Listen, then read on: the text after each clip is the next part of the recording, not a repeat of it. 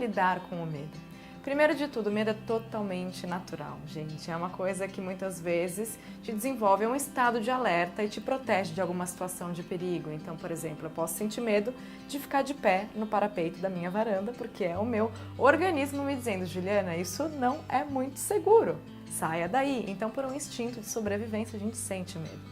Mas o medo ele também pode se manifestar de formas bem silenciosas, como por exemplo, sabe quando você fica adiando fazer alguma coisa? Isso pode ser inconscientemente um medo de realizar, ou alguma insegurança, um medo de errar. Então, às vezes, ele fica ali meio quietinho, meio de escanteio e acaba se manifestando de outras formas, você deixa para depois, sabe? Ou também pode ser um medo de alguma coisa, né? Um medo de algum bicho, um medo de lugares fechados, um medo de avião. É importante, gente, em muitos tratamentos feitos em consultórios, com psicólogos, com coaches, muitas vezes é importante diagnosticar qual que é o nível do seu medo, de que forma que ele te tira de si. Já que é um assunto tão abrangente, eu trouxe algumas ideias para que vocês reflitam sobre o medo. Eu tenho os meus medos, eles vivem aqui.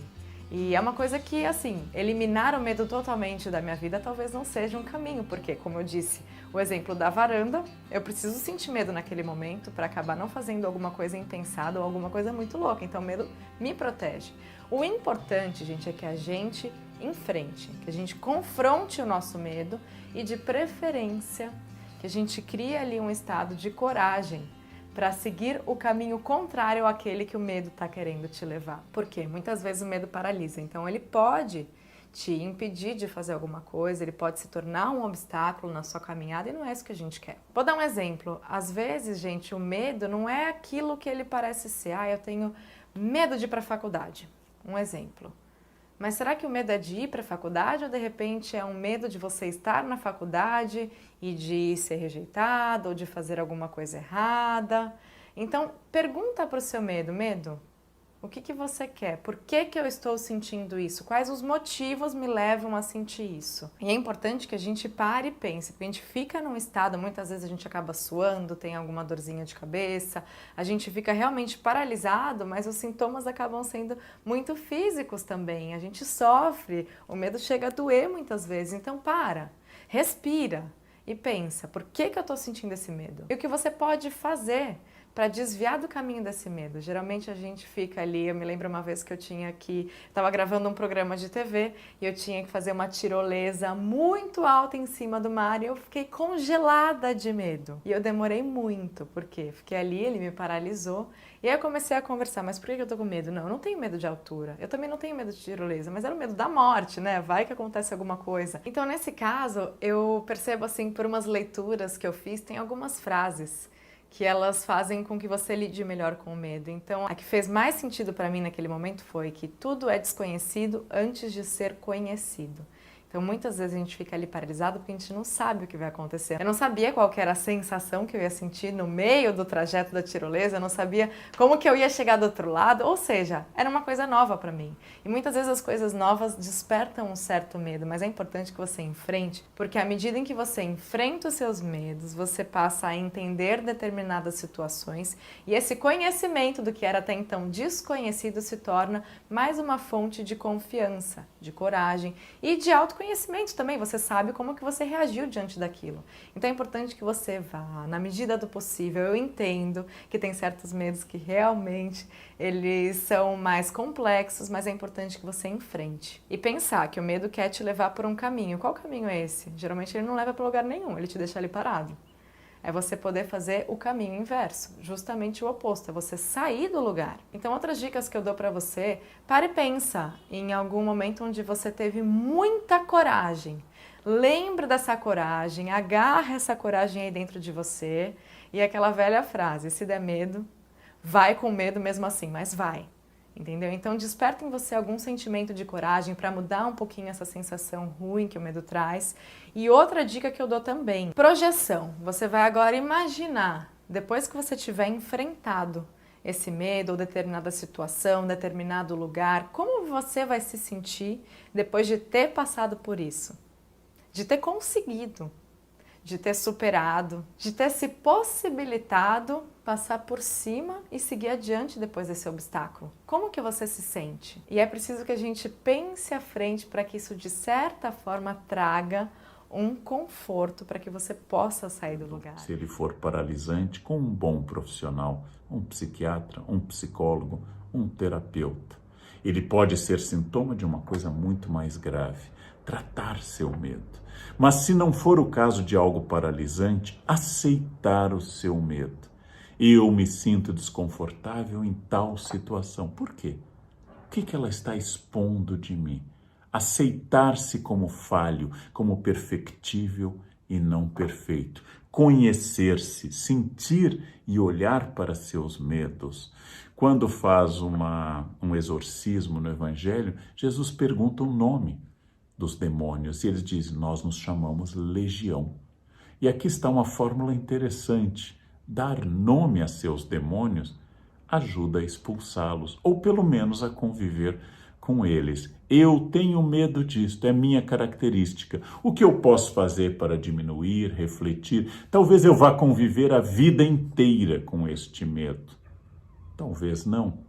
Mas se eu não der nome a este medo, não olhar de frente para as minhas fraquezas, e todas e todos temos fraquezas, é impossível alguém não ter fraquezas, eu vou pelo menos conviver melhor com essas fraquezas, evitar situações que me provocam muito medo, estimular outras situações e quando sentir um medo, tudo bem, ele está lá, é parte da minha natureza, é parte da minha psique, é parte da minha experiência de vida, é parte da minha biografia. O medo não é um defeito, o medo é um sinal de alerta. Então, olhem para aquilo que o medo está dizendo. Sim, eu tenho medo de animais venenosos, porque eu amo viver. E um animal venenoso pode interromper esta vida. É o meu amor à vida que me manda a mensagem. Aquele animal venenoso pode ser perigoso. Esse medo não me domina, ele convive comigo. Eu vou pensar na vida que eu quero preservar e não no medo de perdê-la. Há uma história que eu gosto muito da peste indo para uma grande cidade no Oriente Médio e um médico a encontra no caminho e a peste diz a ele, eu vou a Bagdá matar 100.000 pessoas. O médico entende que é a missão da peste, é a missão da morte da peste. A peste volta e o médico a reencontra e então o médico questiona, você disse que ia matar 100.000, mas morreram 1 milhão com a peste. A peste responde, não, 100.000 eu matei, os outros 900.000 morreram de medo. Então, talvez eu morra de alguma peste. É bom que eu não esteja entre os 900.000, que eu não esteja entre aqueles que morreram de medo de morrer. A melhor vingança contra o medo é olhar para ele e dizer, tudo bem, eu não te convidei, mas você faz parte de mim. Vamos adiante, porque viver é muito superior a morrer de medo. Então nós classificamos sentimentos difíceis como ansiedade, dúvida, incerteza, como coisas para a gente se afastar. E as emoções como felicidade, excitação, alívio, como coisas para nos aproximarmos. Só que isso nos traz muitos problemas, porque não é saudável fugir das sensações que a gente tem. É só pensar em algo que você fez ou um grande desafio que você se orgulha, como um concurso que você passou ou mesmo aquela promoção concorrida no trabalho. Lembre dos dias anteriores a essa grande conquista. Quais eram os seus pensamentos e emoções subsequentes, né? Geralmente eles envolvem pensamentos negativos e emoções desconfortáveis. Com certeza você estava com medo, dúvida, insegurança. Você pode ter pensado, eu não vou conseguir passar, e se eu falhar? E assim, a primeira coisa que a nossa mente faz diante desses sentimentos negativos é mandar nos afastar. Então o primeiro pensamento que vem é, desencana, deixa quieto, vamos deixar essa promoção para ano que vem. Não vamos prestar esse concurso não, vamos prestar outro que é mais fácil. Só que quando a gente faz isso, a primeira sensação que vem é de alívio, né? Eu falo, que bom, então não vou precisar me preocupar com isso agora. E aí eu acabo substituindo um sentimento ruim, que era a minha insegurança, o meu medo, por um sentimento bom, que foi o alívio.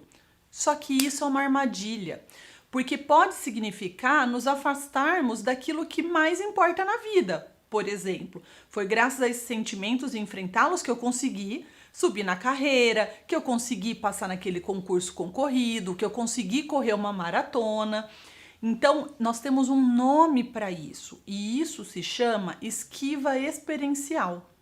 A esquiva experiencial, né, ou seja, essa esquiva de emoções difíceis, faz com que, a longo prazo, a gente construa a nossa vida em torno de evitar coisas que não queremos, ao invés de perseguir aquelas que queremos muito.